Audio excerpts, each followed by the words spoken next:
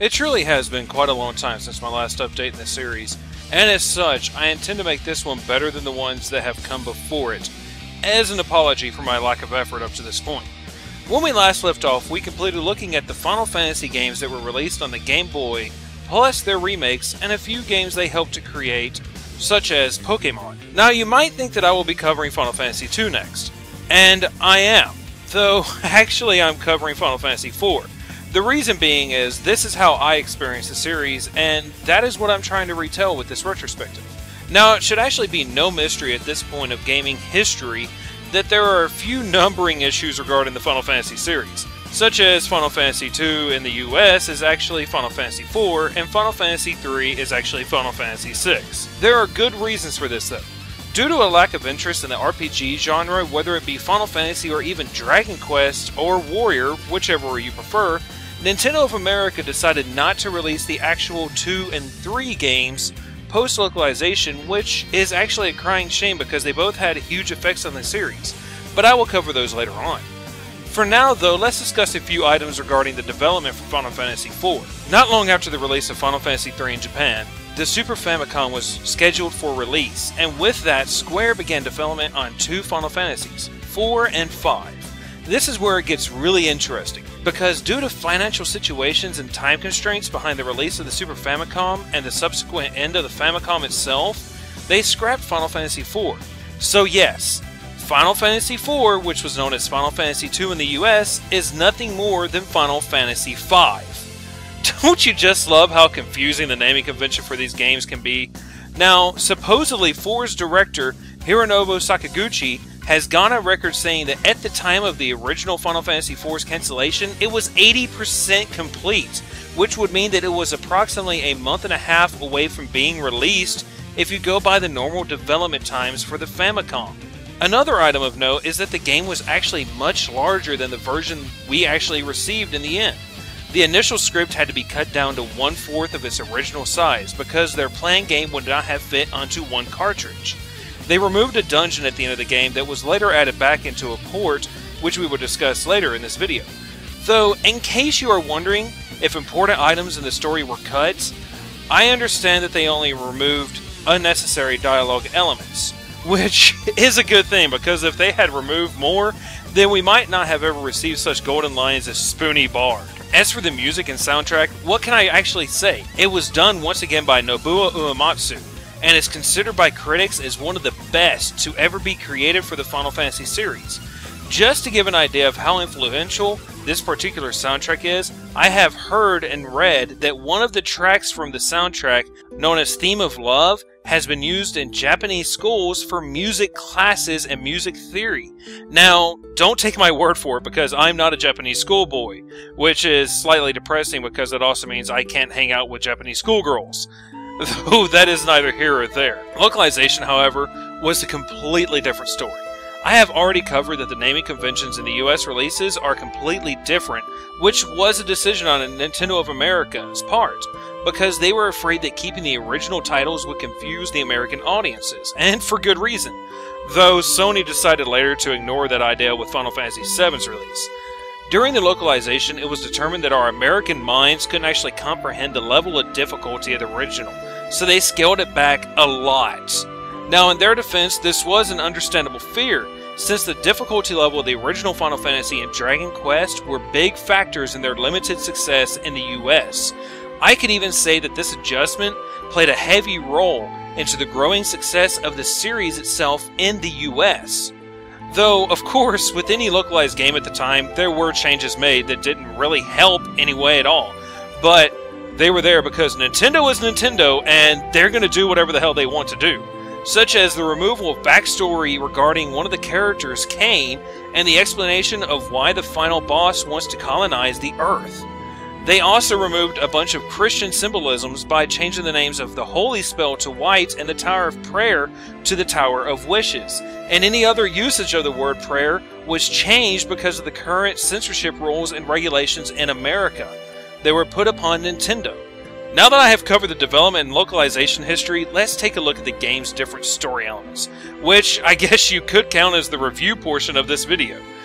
The story follows Cecil, not Cecil according to the official Square Enix games like Dissidia, the captain of the Red Wings, and no, I will not be making any sexual jokes in this video, I promise, of Baron, who are also known as the people who use the airships in this game, as he goes on his quest to stop Golbez from destroying the world with moon powers.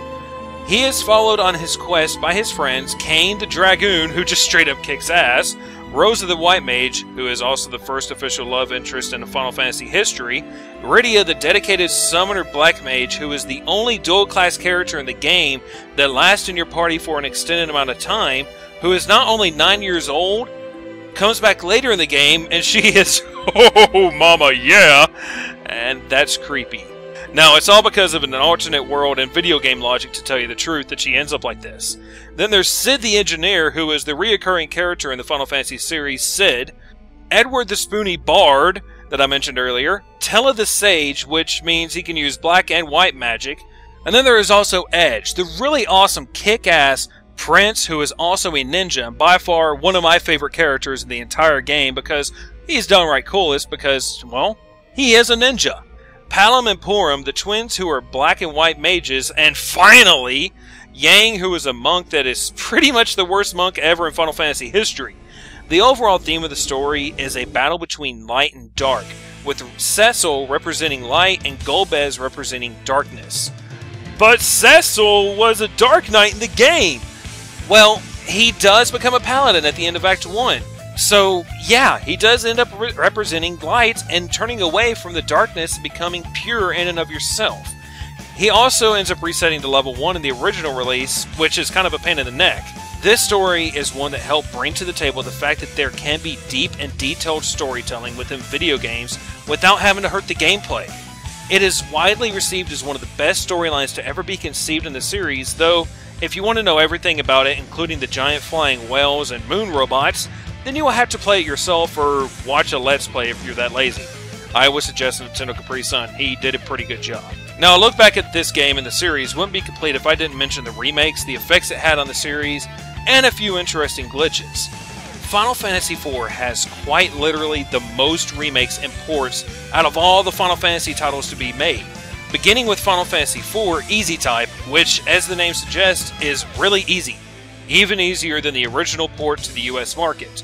There was also a port to the PlayStation which was released under the title of Final Fantasy Chronicles that came with Chrono Trigger included in 2001. That had the inclusion of new translations, updated graphics, and FMV sequences. It also was re-released for the Game Boy Advance as Final Fantasy IV Advanced and included the end dungeon I mentioned earlier that was not in the original US release, while also retconning a lot of the story elements, which I will mention later, that allowed for a sequel to be made.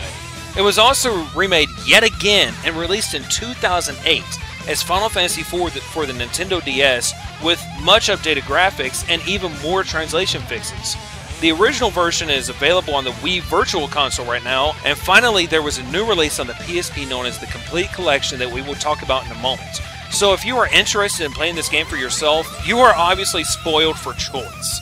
Each version is good in its own right, though I will say that I, as an old school gamer, and because I am contractually obligated by nostalgia, must say that the original is the best.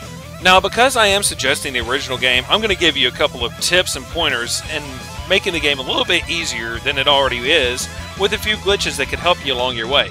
I won't be showing footage of these because I don't have the time to record them, but they do work and they are confirmed.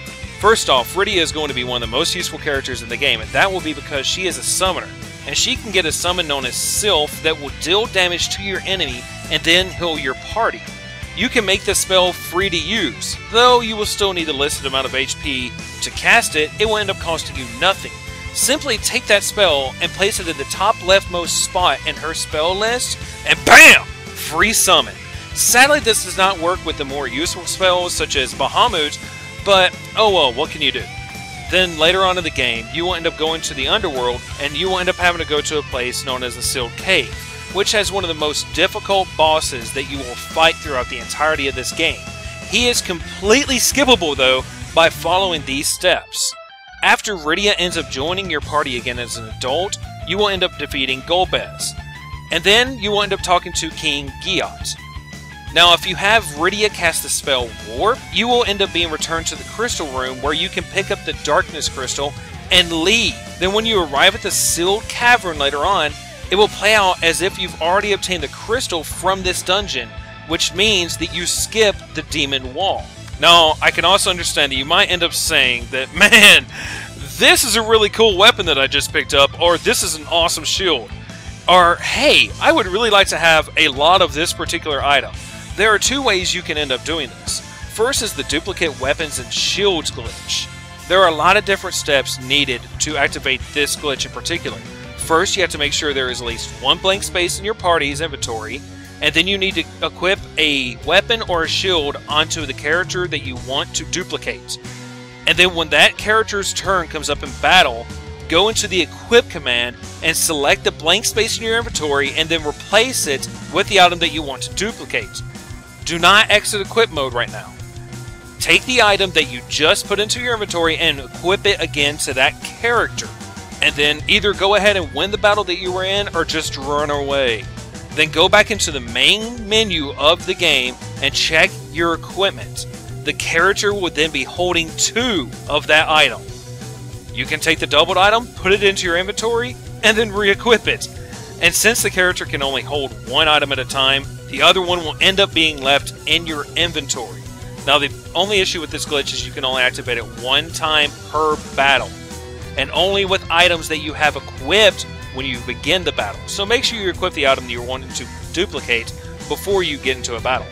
Now, the next glitch I need to cover is a glitch that is commonly known as the 255 anything glitch.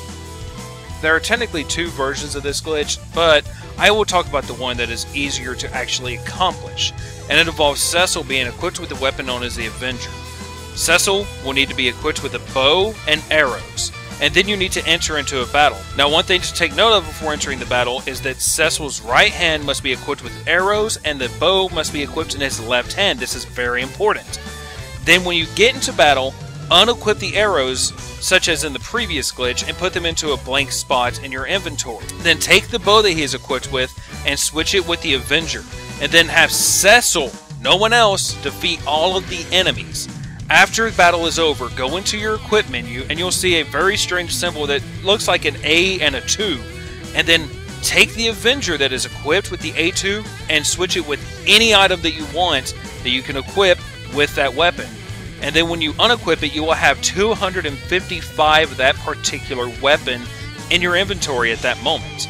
So this is both one way to increase the ability for one of the characters' edge, the ninja, while also really stocking up on some gil. There are a lot more glitches, such as causing enemies to attack themselves with canes of jump ability, or reviving enemies with 0 HP, or there's even using a certain set of bosses to grind by creating an experience multiplier of 258, also known as the Magus Sisters, which you meet late game. But I won't cover them all, and they are easy to find with a little bit of research on Google anyway. Now I'm going to go ahead and finish off by covering the lasting effects this entry to the series had on Final Fantasy in general. There are actually 3 different items that I wish to cover in this section, and the first one not only affected the Final Fantasy series, but the entirety of the RPG genre in general for years to come.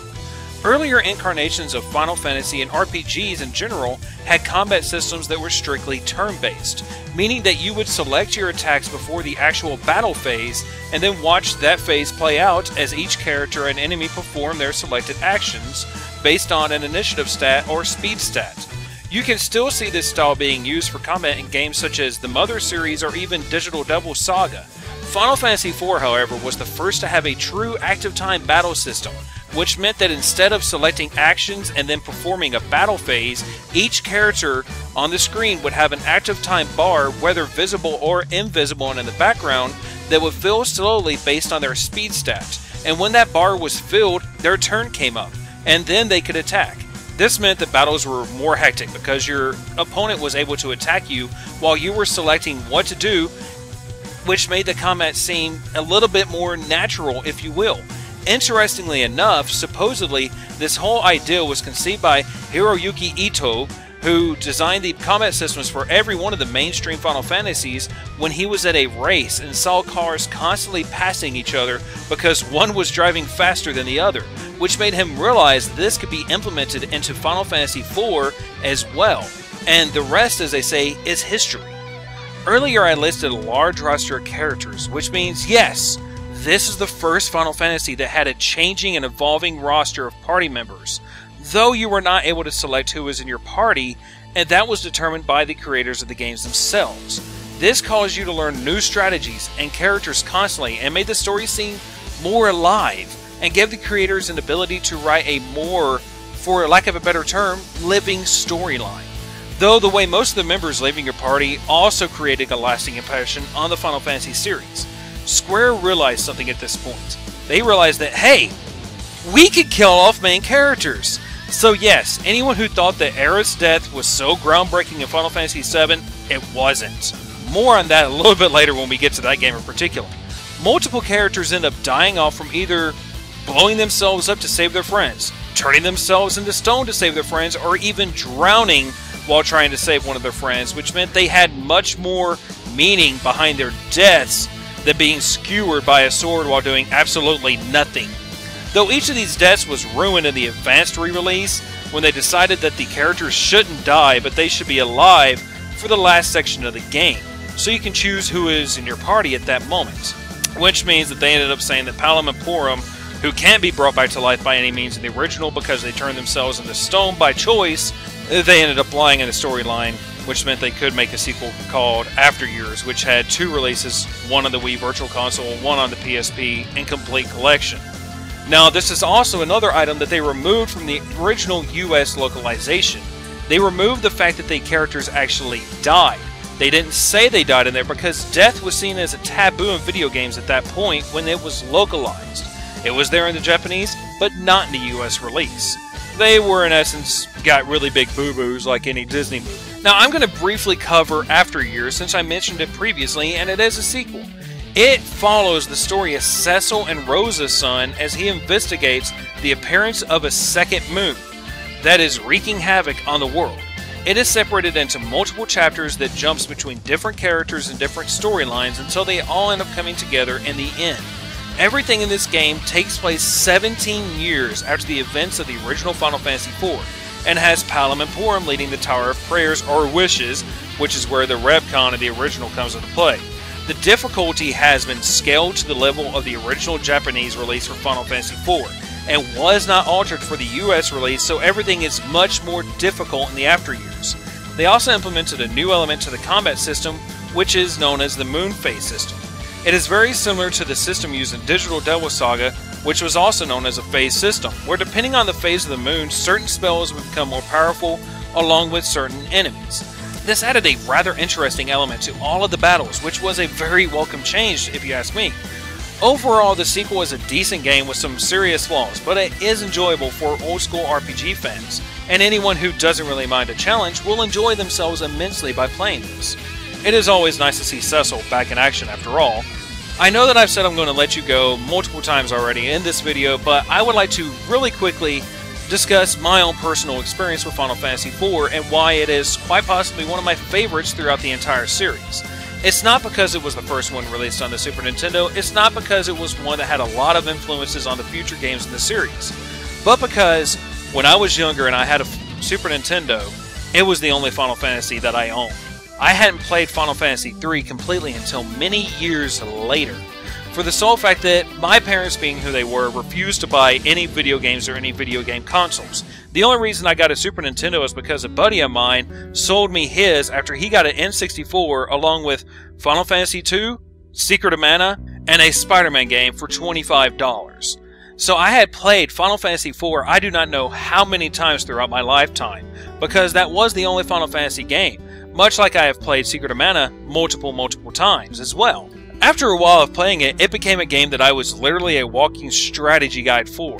It was to a point where if someone walked up to me and asked me where any item was hidden within the game, I could tell you on the spot, or how to beat any boss or one of the best strategies to beat a boss. I could tell you right there on the spot because I had played the game so many times. This sole fact is one of the reasons why it is laid into my mind as one of my favorite Final Fantasies to ever be released, and one of the games that impacted me the most in my lifestyle as a gamer and my love for RPGs. So if throughout this entire retrospective and review of this particular game, you heard a little bit of fanboyishness come out, that would be because this is a game that affected me that much. Now next time we will be looking at the only Final Fantasy to be developed in the US with the US in mind, and was the first Final Fantasy to be seen in the European market, and is definitely the black sheep of the series. Until next time, this is the Professor, and I bid you all a very fine adieu.